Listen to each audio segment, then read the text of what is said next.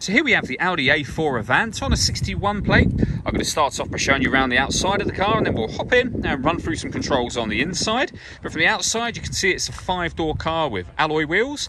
Let's start off inside the boot and then work our way around the rest of the car from there. As we approach the back of the car, you can see we have reversing sensors, plenty of boot space as well, along with that 60/40 split folding rear seat should you wish to increase this space even further.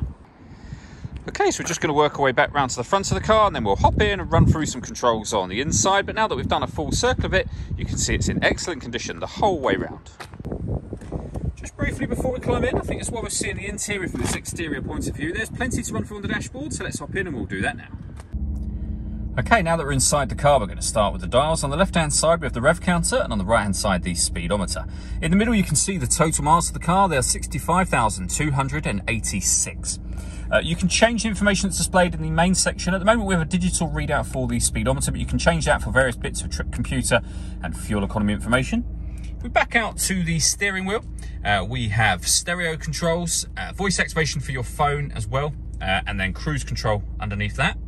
Over in the center, you'll find the main stereo itself. So we are currently on the radio menu. You can see we have FM and AM radio available. If you want to listen to your own music, you can do. You would press the media button just here as opposed to the radio one. We've got our main volume for the stereo here, incidentally.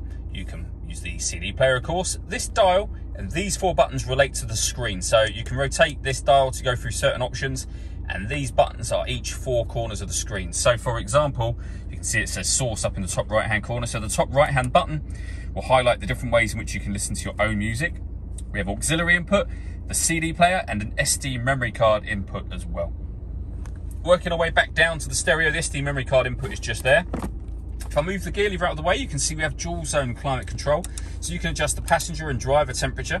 You can increase and decrease the fan speed from here.